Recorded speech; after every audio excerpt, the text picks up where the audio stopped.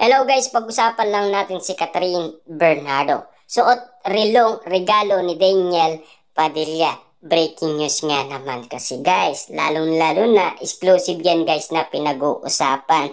Pasabog, Catherine Bernardo spotted sinusuot mga regalo ni Daniel Padilla katulad ng relo. Kita nyo naman guys, tilex umano ni Catherine Bernardo ang regalo umano guys ni Daniel Padilla na pinagmamalaki niya pero dati tinatago niya sa bodega dahil gusto niya daw makalimot umano kay Daniel Padilla.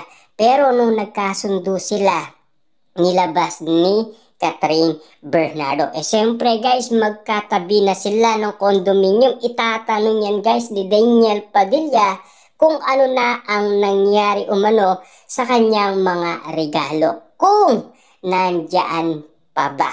Diba? At lalong-lalo na guys, kita nyo naman, iningatan ni Catherine Bernardo yan at minamahal niya yan yung mga ibinigay ni Daniel Padilla. Exclusive nga naman kasi guys, nagpaparamdam na sila sa mga Dilulo fans dahil sa pagpaparamdam nila, nagulat umano guys ang karamihan.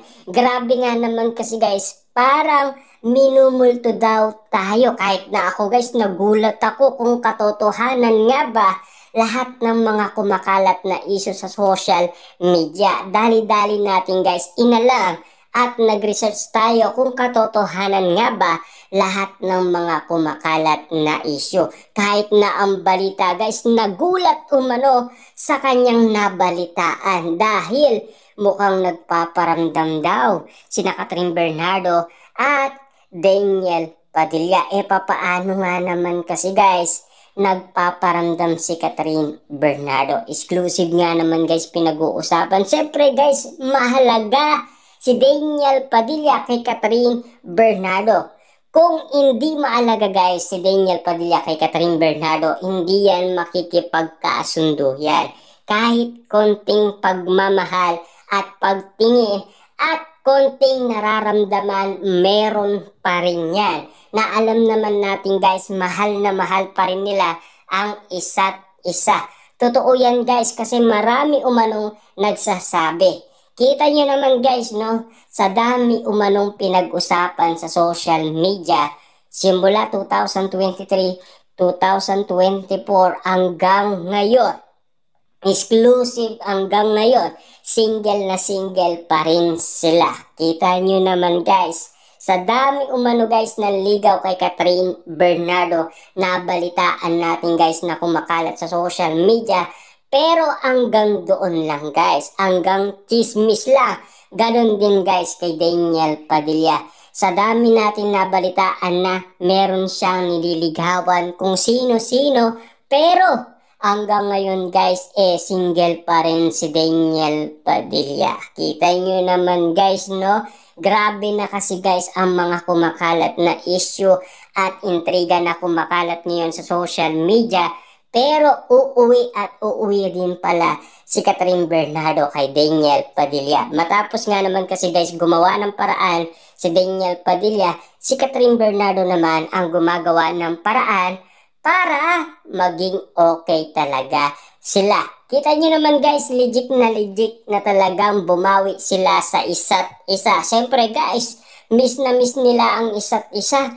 Kita nyo naman, 1 year hindi sila nag-usap at nagkita. Siyempre guys, sabik na sabik sila sa isa't isa. Kasi ramdam na ramdam pa rin nila ang kanilang pagmamahalan. Siyempre guys, kinukuha lang nila ang tiwala at pagmamahal nila sa isa't isa kung ganon pa rin ba sila sa isa't isa.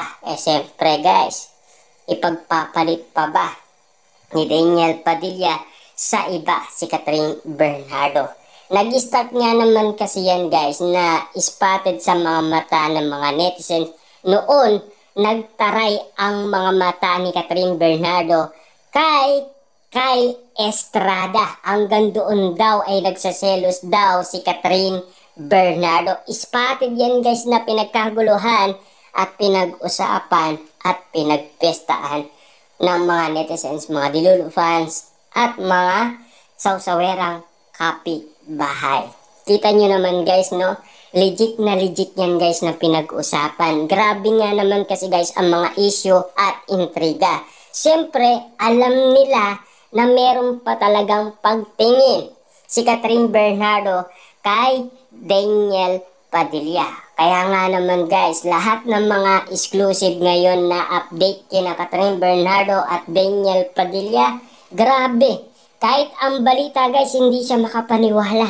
Kahit ang mga netizens at mga sawsawerang kapitbahay, lalong-lalo na guys, ang mga Dilulu fans. Akala nila guys, matagal na yan na kinukwento umano guys ng mga netizens at mga sawsawerang kapitbahay.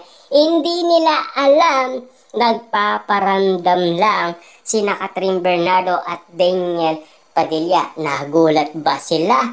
Nagduda ba sila? Kita nyo naman guys na shock sila sa kanilang nalaman. Kaya nga naman guys, nanahimik silang nagbardagulan. Grabe nga naman kasi guys ang ginagawa nilang sitwasyon.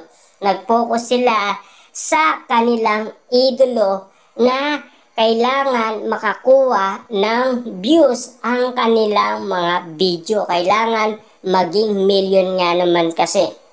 Para nga naman guys, itapat yon kay Catherine Bernardo. Kasi guys, ganyan ang ginagawa ngayon ng mga Dilulu fans na fans ni Catherine Bernardo at fans umano ni Daniel Padilla. Kaya nga naman guys, nagugulat na lang sila at nagtataka umano sa mga kumakalat ngayon na issue. At lalong-lalo na guys, sa pagkamatay ni Tita Che, siyempre guys, nagpunta sina Daniel Padilla at Catherine Bernardo. Exclusive silang pinag-uusapan ngayon na nagbibigay ng suporta at pagmamahal dahil sa pumanaw na isang leader ng Katniel fans. Kung bakit nga naman guys nakilala sina Catherine Bernardo at Daniel Padilla nang dahil kay Tita Che. Siya nga naman kasi guys ang nag-isip ng pangalan at bumuo ng Katniel Fans Club. Kaya nga naman guys, parami ang mga Katniel fans dahil kay Tita Che, diba? Grabe.